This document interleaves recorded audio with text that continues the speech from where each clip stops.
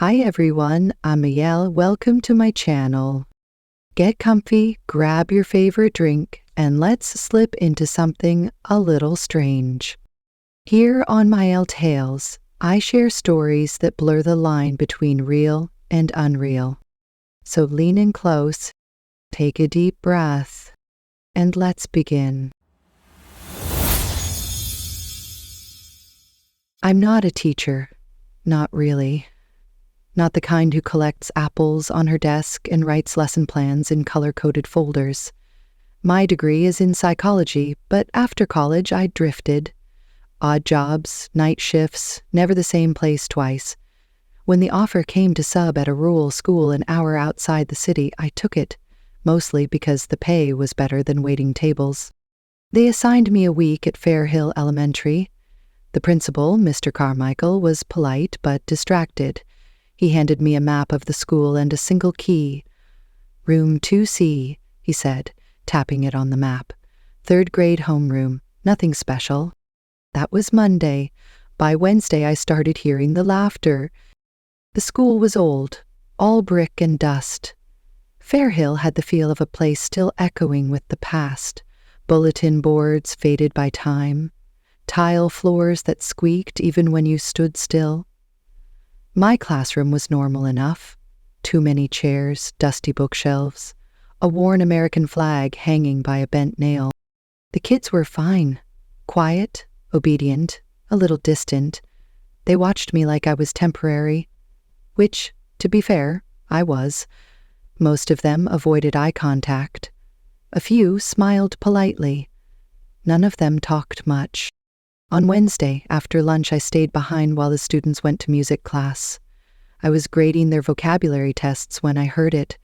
High-pitched, childish laughter, coming from somewhere down the hall. It was quick, maybe 2 or 3 bursts of giggling, then silence. I stepped out into the hallway. Nothing, just the empty corridor, lit by humming fluorescent lights. Music class was in the opposite wing. No kid should have been on this side. I shrugged it off. Old schools make noise. Maybe the ventilation system echoed. Maybe a recording from music class bled through the intercom. The next day, it happened again. Same time, same hallway. Laughter, then gone. This time, I walked further down the hall. The noise had seemed to come from the east wing, past the supply closet and the janitor's room. But at the end of the hallway, I found only a door with peeling gray paint and a sign bolted into the center. Room 3A closed. The door was locked. I bent slightly and looked through the small rectangular window set into the top half. The glass was old and streaked. Inside, the room looked dark, deserted. Dust floated in beams of light from the far window. Chairs were stacked. A teacher's desk was pushed to the back wall. I waited a moment longer, then turned to head back.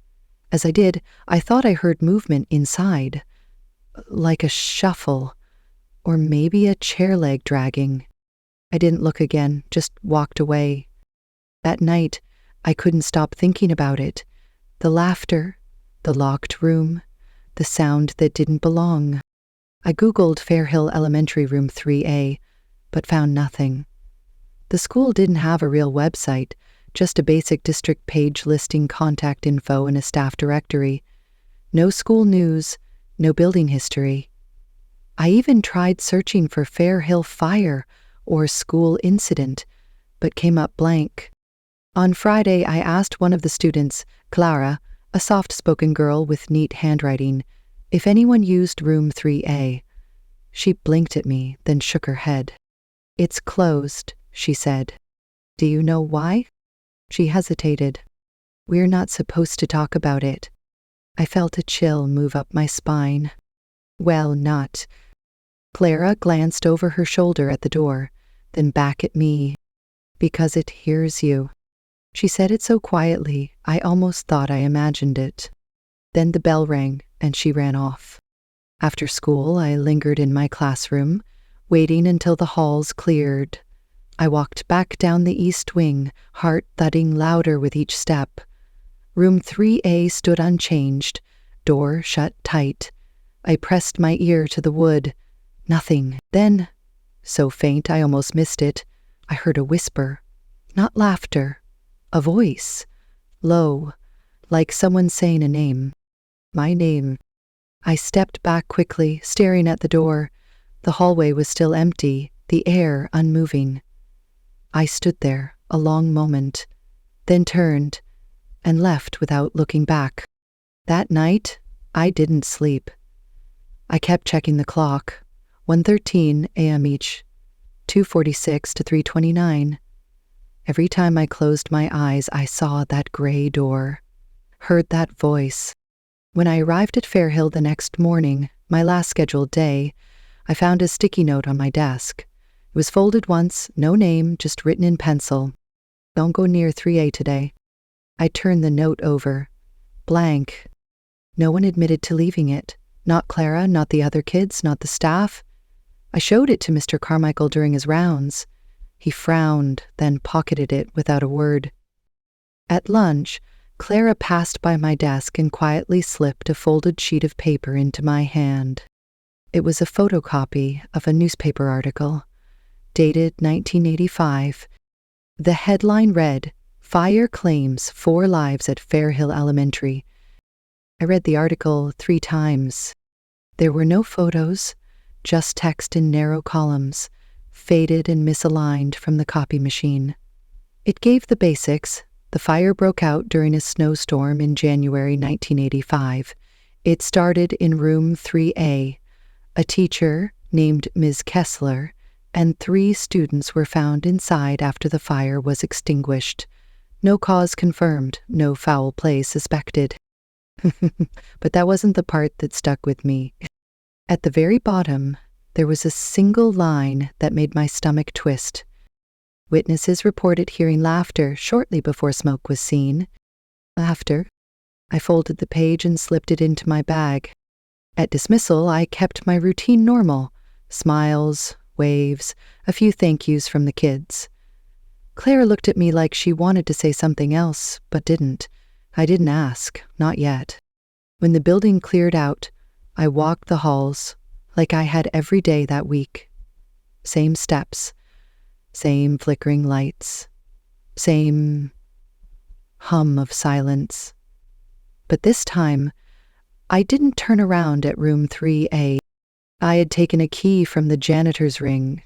I know, stupid, but after that article, after the voice, the note, the way Mr. Carmichael had looked at me, I had to know. I stood in front of the door, breathed in, slid the key into the lock. It turned smoother than I expected, like it had been used recently. The latch gave a soft click, and I pushed the door open. Inside, the room looked the same as it had through the window. Abandoned, dusty, chairs stacked. The light from the hallway spilled in, cutting a rectangle across the floor. The air was still and dry, carrying a faint scent of old wood and something else, something acrid like burned fabric. I stepped inside. The door shut behind me. Not slammed, just clicked, closed on its own. I froze. It was darker now, the only light coming through the high window on the far wall. Long shadows stretched across the room. I didn't move at first, just listened. Nothing but the creak of the floor beneath me. I whispered, "Hello?" Something shifted in the corner. Not a shape, just a change in the shadows, like the light adjusted for no reason. I turned to leave. The door was shut. I reached for the knob. It didn't turn. I tried again, harder. Locked. From the inside. "No," I said aloud, trying to stay calm. "No, no, no." And then I heard it. Laughter. Right behind me. I spun around. No one was there, but the air felt warmer now, closer, like something had moved through it. I backed up until my shoulders touched the wall. My breathing was too loud. "Is someone here?" I said. I just want to leave." Silence. Then a creak. One of the chairs slid half an inch across the floor. I didn't see it move. I only saw where it had been and where it was now. I grabbed the door handle again and yanked. Still locked. I turned around and pounded on the door. "Help! Someone! Help me!" A low, muffled voice whispered something I couldn't make out. Then another chair scraped. And another. When I turned back around, 3 of them had moved into a rough semicircle, like someone, or something, had arranged them to sit and watch me. I backed toward the far wall, heart racing. That's when I noticed something strange on the floor. Dark smudges, barely visible in the low light. I crouched. Char marks. Faint outlines of scorched wood, like the fire had never been fully cleaned. In one spot, the blackened pattern formed a rough outline, a handprint. Child-sized. I stood up fast, stumbled backward, and knocked over one of the moved chairs. A gust of cold air passed through the room. And then, silence. Not just the absence of sound. Silence so deep it rang in my ears, like the entire world had shut off. I didn't wait. I ran to the door, slammed my hand on the knob, twisted it with everything I had, and this time it gave way. The door burst open. Light. Hallway. Noise. The hum of the building returned all at once. I stood there, panting. I turned back. The room looked empty again. I didn't shut the door, I just walked away. I made it halfway down the hall before I ran into Mr. Carmichael. He looked at me, really looked at me this time, and said, "You went inside, didn't you?" I didn't answer. He sighed and shook his head. Some doors should stay closed. I left Fairhill that afternoon without saying goodbye. The road home was a blur.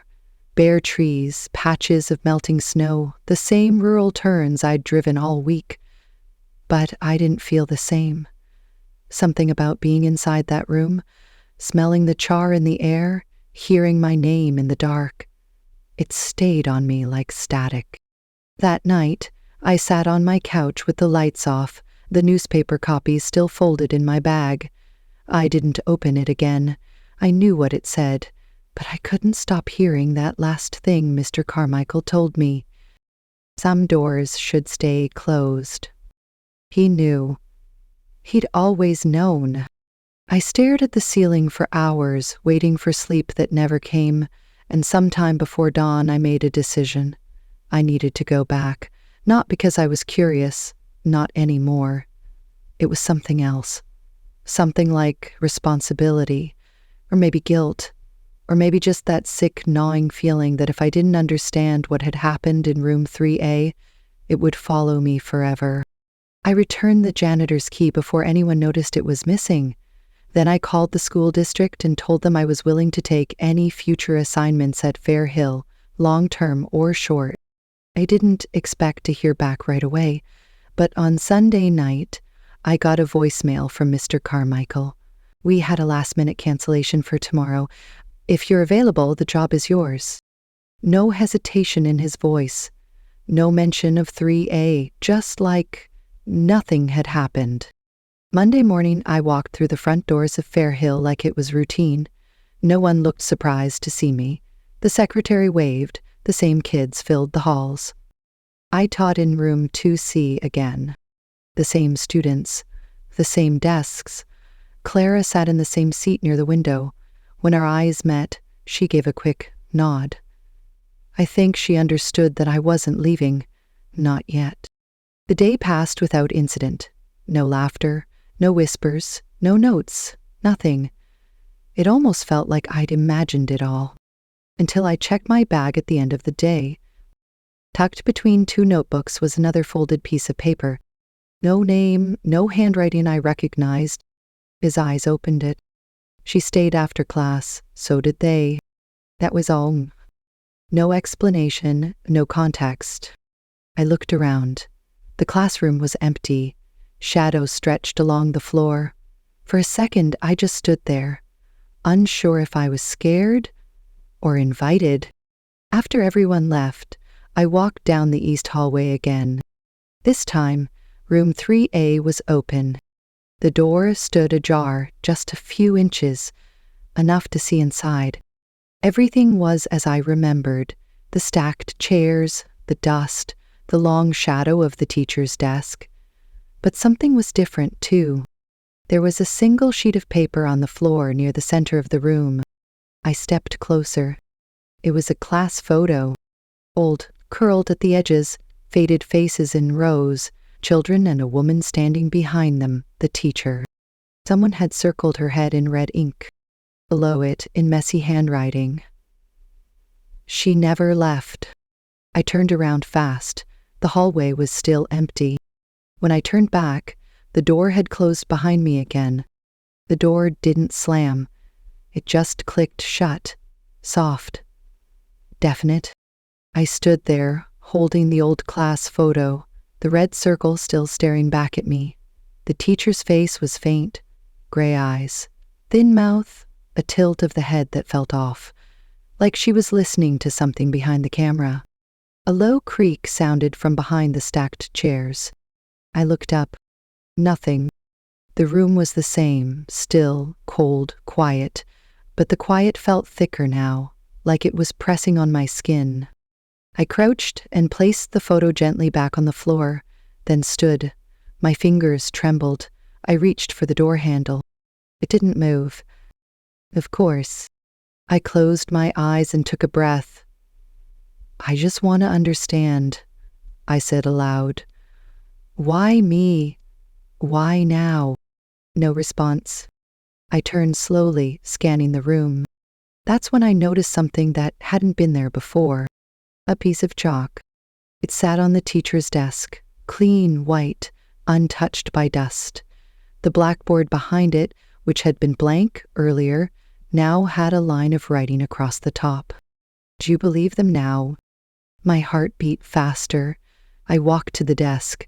The chair behind it was slightly pulled out, like someone had just stood up. I stepped closer to the blackboard.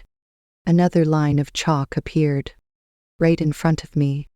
Not drawn by a hand, not scratched in, just formed. Slowly. Letters fading in as if the board were bleeding words. "He never left." I stepped back. My breath caught in my throat. Then the laughter started. Soft at first, far away, from the corners of the room, then more, closer. Childlike giggles layered over one another, building into something unnatural, wrong. I turned in place. The chairs were no longer stacked. 12 of them, all spaced out now, all facing me, and they were not empty. Shapes sat in them, faint, colorless, like heat waves, like memories refusing to fade. And in the back, by the window, she stood, Mrs. Kessler, or what used to be her. Not burned, not monstrous, just wrong. Her smile stretched too wide, her eyes too still. Her arms hung like strings. She lifted one hand and pointed at me. The blackboard behind me scratched again. One more line appeared. "You opened the door." I backed away, heart slamming in my chest. The kids in the chairs giggled louder, louder, until it wasn't laughter anymore. It was shrieking. I turned and lunged for the door. Still locked. Behind me, footsteps. I spun around. The shapes were rising from the chairs. No screams came out of me, just panic. I slammed my fist into the door, once, twice, then... Click. It opened. Light poured in from the hallway like floodwater. Faded. I stumbled out and collapsed against the opposite wall. Silence. Behind me, the room was dark again. No shapes, no sound. The door slowly swung shut on its own. I never touched it. Sidon returned to Fairhill. I called the district and told them I was done with substitute teaching. They didn't ask why. Clara sent me one final note. No envelope, just handwriting I recognized. Neat and small. Some people say she wanted someone to remember. Others say she wants company. I think she just wanted the door open again. I never wrote back, but I kept the photo. Some nights, I take it out and look at the circle drawn around that faint, watching face. And I wonder, was it really her? Or is she still there, waiting for someone else to listen, to open the door?